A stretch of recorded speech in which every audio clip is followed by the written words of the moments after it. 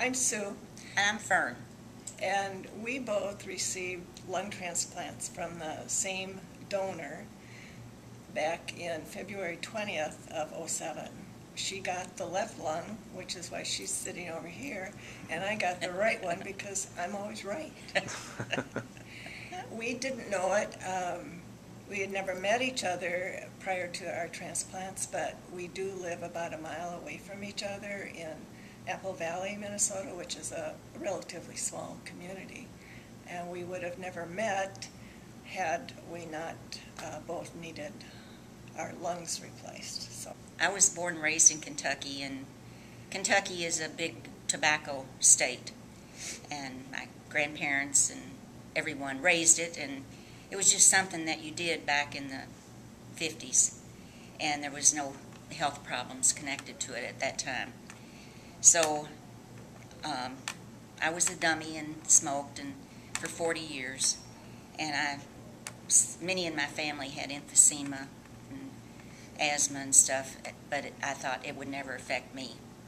Well, it did. It caught up to me. And in 2003, I had to quit my job as a flight attendant and got on the list in '05 and then had the transplant in '07. And we've been to meet our donor family. Wonderful guy, David, was Lorraine's husband, and the two children, Teresa and Ross, and they each have, Teresa has 2 sons, and Ross has 2 daughters and a son. And anyway, wonderful family, and we keep in touch, in the summertime and then at Christmas. So, well, I'll go back to how I got sick, and yes, I had smoked, but I had not smoked for about 20 years when I was diagnosed. And I had a disease called IPF, idiopathic pulmonary fibrosis, and it just slowly makes your lungs less flexible.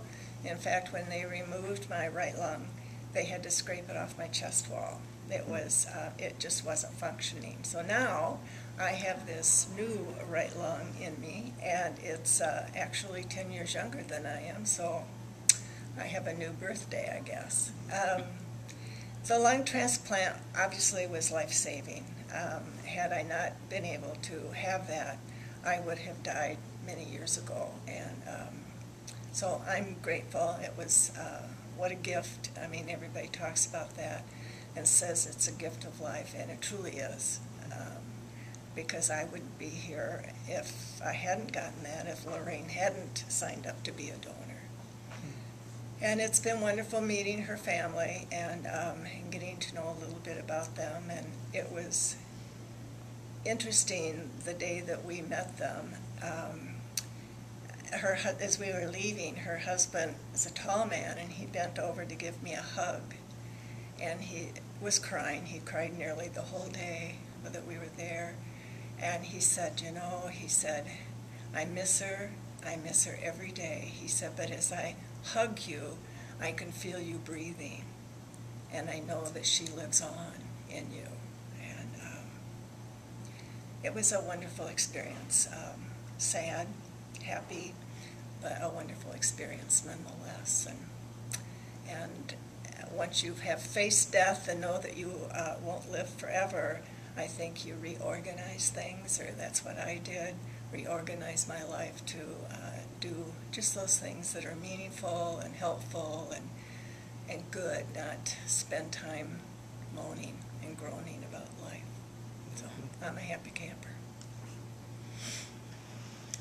And I agree with Sue. It's,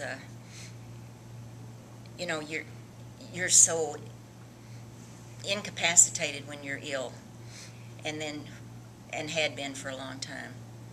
And then when you get the new lung, how, you just are so appreciative and thankful. And, here we've added 5 more years onto our life that we wouldn't have had.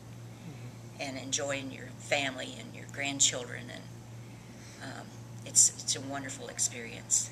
And I think one of the wonderful things to come out of it is the people we've met, but the bond between us two. We're like sisters now. We are. We do We are. everything together. Yeah, and I hadn't ever thought that that would be, but it sure is. So she's my new best buddy.